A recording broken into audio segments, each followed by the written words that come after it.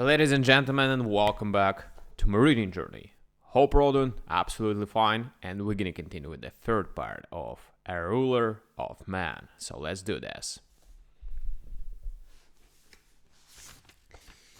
We went through the quarantine and custom house indignities. And then O'Connor leads me to a adopt house on a street called the Avenue of the Dolorous Butterflies of the Individual and Collective Saints.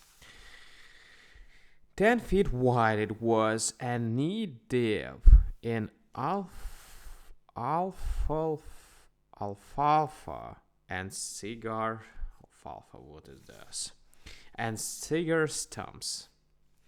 Hooligan Alley, says I, rechristening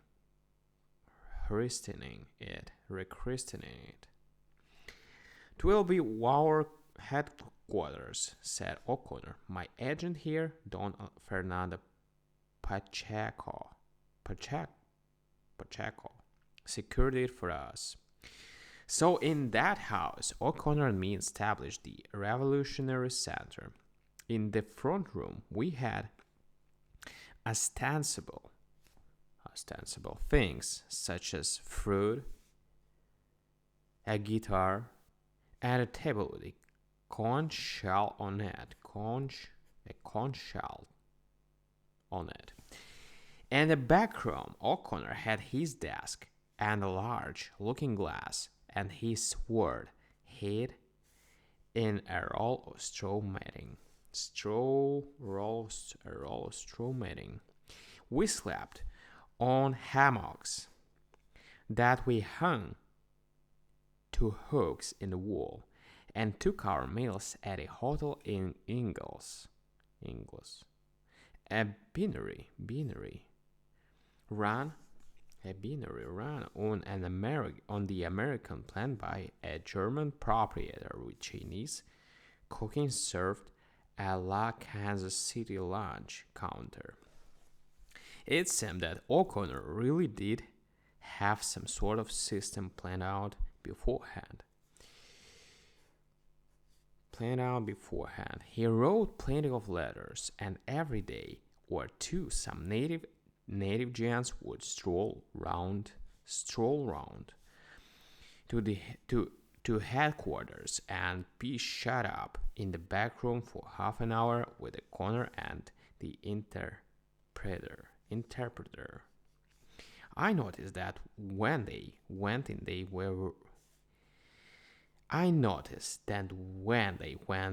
they were always smoking 8-inch cigars at a piece with the world. But when they came out, they would be folding up a $10 or $20 bill and cruising the government horribly. One evening, we had been in Gaia, in this town of Smellville,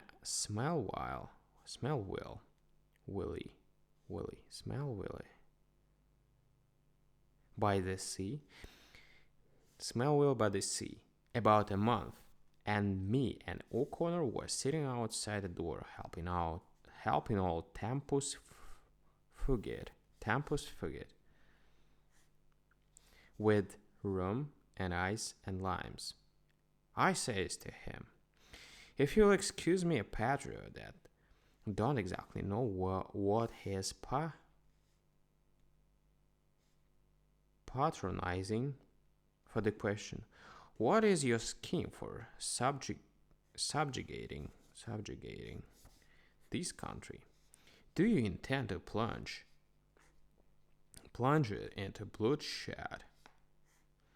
Or do you mean to buy its votes peacefully and honorably at the polls? Bowers, says he, you're a fine little man, and I intend to make great use of you after the conflict. But you do not understand statecraft. Already by now we have a network strategy clutching with invisible fingers at the throat of the tyrant Calderas. Calderas. Tyrant. We have agents at work in every town in the Republic. The Liberal Party is bound to win. On our street list, we have the names of enough sympathizers to crush the administration forces at a single blow. A straw vote, says I, only shows which way the hot air blows. Who has accomplished this? Goes on O'Connor. I have. I have directed everything. The time was ripe. When we came, so many agents informed me that people are groaning under burdens, burdens of taxes and levies.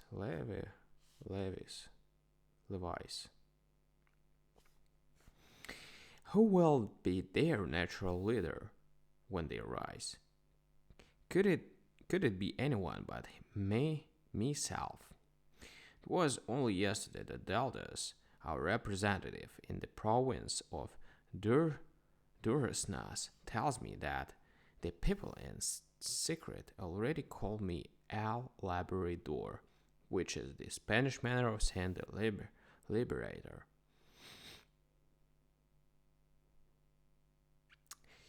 Was Zaldas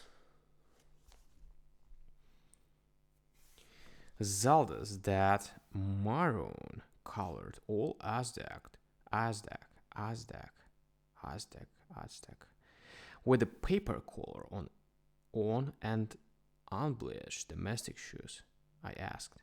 He was, says O'Connor. I saw him tucking a yellow bag into his vest pocket as he came out, says I. It may be, says I, that they call you a Labrador, but they treat you more like the side door of a bank. But let us hope for the worst. It has cost money, of course, says O'Connor, but we will have the country in our hands inside of a month. In the evening we walked about in the plaza and listened to band playing and mingled with the populace at its distressing and obnoxious pleasures. They were 13 vehicles belonging. 13. There were 13 vehicles belonging to the upper classes, mostly Rockaways, old-style barrow chairs,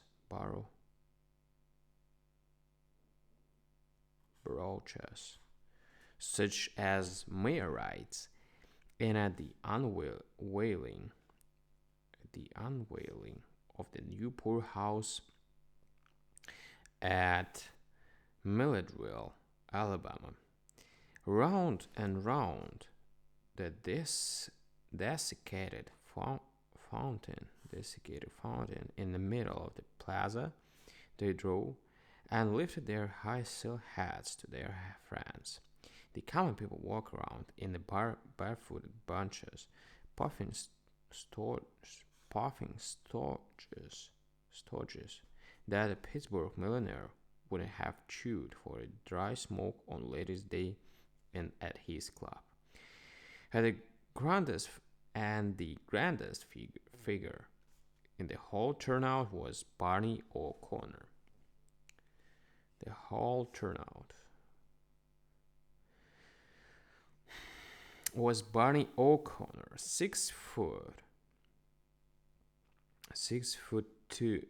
He stood 6'2". He stood in his Fifth Avenue clothes with his eagle eye and his black mustache.